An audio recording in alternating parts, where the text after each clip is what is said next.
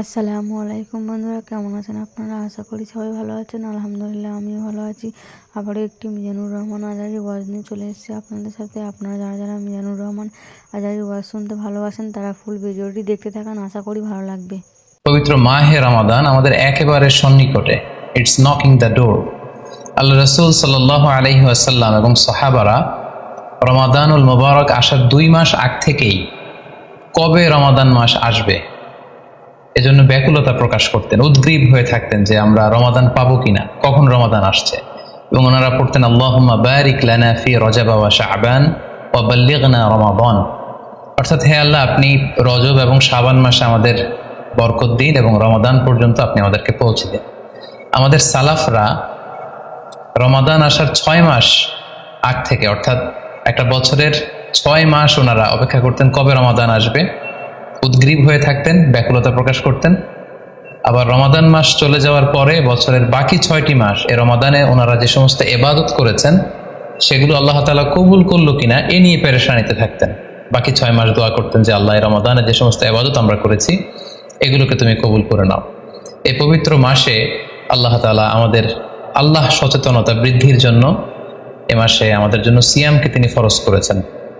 এবং এই রমাদানুল মুবারকের প্রতিটি রাতে আল্লাহ তাআলার পক্ষ থেকে একজন বিশেষ আহ্বানকারী ফেরেশতা তারা ডাকতে থাকে আর বলতে থাকে, ইয়া বাগিয়াল খায়রি আকবিল, হে কল্যাণের অভিযাত্রী, হে কল্যাণের পথের যাত্রী, আকবিল, প্রসিড, গো অন, আরো সামনে যাও, আরো নেক কাজ করো, আরো ভালো কাজ করো। ইয়া বাগিয়াশ শাররি আকসির, হে পাপের পথের যাত্রী, আকসির, স্টপ, থেমে যাও, অনেক হয়েছে, আর না, আর অন্যায়ের দিকে ধাবিত হয়েও না। এটা প্রতি রাতেই, রমাদানের প্রতিটি রাতেই এই আহ্বান করা হয় যে হে কল্যাণের পথের যাত্রী, ভালো কাজ করতে থাকো, হে অকল্যাণের পথের যাত্রী, এখনই থেমে যাও, আর সামনের দিকে আগ বাড়িও না। এবং এই বরকতপূর্ণ মাস পেয়েও যারা আল্লাহ তাআলার ক্ষমা পায়নি, রাসূল সাল্লাল্লাহু আলাইহি ওয়াসাল্লাম তাদের জন্য ভয়ঙ্কর ওয়ার্নিং দিয়েছেন, হুঁশিয়ারি দিয়েছেন, গভীর হুঁশিয়ারি তিনি বর্ণনা করেছেন। মসজিদে নববীতে আল্লাহ রাসূল সাল্লাল্লাহু আলাইহি ওয়াসাল্লাম একবার মিম্বারের প্রথম ধাপে পা রেখে বললেন আমিন, দ্বিতীয় ধাপে পা রেখে বললেন আমিন, তৃতীয় ধাপেও পা রেখে বললেন আমিন। সাহাবারা জিজ্ঞেস করলেন, ইয়া রাসূলুল্লাহ, তিনবার কেন আমিন বললেন? আমরা তো বুঝতে পারলাম না। আল্লাহ রাসূল সাল্লাল্লাহু আলাইহি ওয়াসাল্লাম তখন বললেন যে এইমাত্র জিবরিল আমার কাছে এসে আমাকে শুনিয়েছে যে ব্যক্তি রমাদানুল মুবারক পেয়েও ইবাদতের মাধ্যমে আল্লাহর ক্ষমা পেল না সে দুর্ভাগা, সে হতভাগা। আমি তখন বলেছি আমিন। তারপর জিবরিল বলল যে মা বাবা উভয়কে পেয়ে তাদেরকে সন্তুষ্ট করার মধ্য দিয়ে যারা আল্লাহর জান্নাতকে হাসিল করতে পারলো না তারা দুর্ভাগা, হতভাগা। আমি বলেছি আমিন। তৃতীয় পর্যায়ে জিবরাইল বলেছে যে হে নবী, আপনার নাম শুনবার পরেও যে আপনার উপর দুরূদ পাঠালো না, অর্থাৎ সাল্লাল্লাহু আলাইহি ওয়াসাল্লাম বলল না, সে দুর্ভাগা, সে হতভাগা। তখন আমি বলেছি আমিন। সম্মানিত শুধু এই হাদিস থেকে আমরা বুঝতে পারি যে যারা রমাদান পেয়ে আল্লাহর প্রিয় ভাজন বান্দা হতে পারলো না, আল্লাহর কাছ থেকে ক্ষমার ঘোষণা পেল না, তাদের চেয়ে দুর্ভাগা এবং হতভাগা আর কেউ হতে পারে না।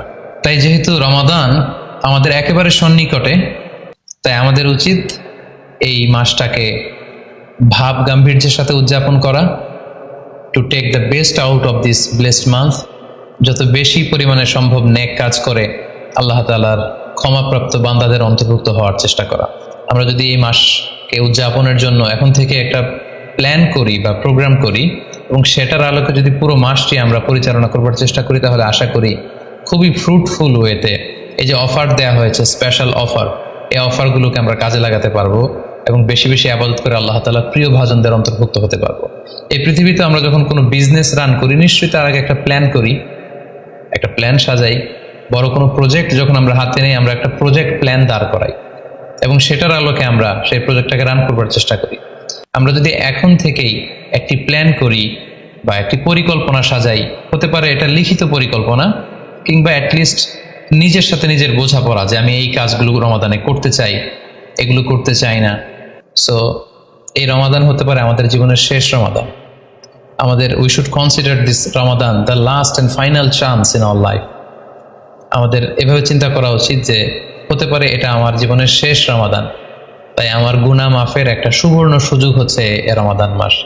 তাই এই মাসের সর্বোচ্চ বরকতটুকু হাসিল করার জন্য আমরা যেন বুদ্ধিমানের পরিচয় দিই, আমরা যেন বেশি বেশি ইবাদত করে আল্লাহ তাআলার প্রিয় ভাজনদের অন্তর্ভুক্ত হতে পারি। ভিডিওটি ভালো লাগলে একটি লাইক, কমেন্ট ও শেয়ার করে পাশে থাকবেন বন্ধুরা। আরও নতুন নতুন ভিডিও পেতে চ্যানেলটি সাবস্ক্রাইব করে পাশে থাকবেন বন্ধুরা। যারা ভিডিওটি শেষ পর্যন্ত দেখেছেন তাদের জন্য অনেক অনেক ভালোবাসা থাকলো বন্ধুরা, ভালো থাকবেন।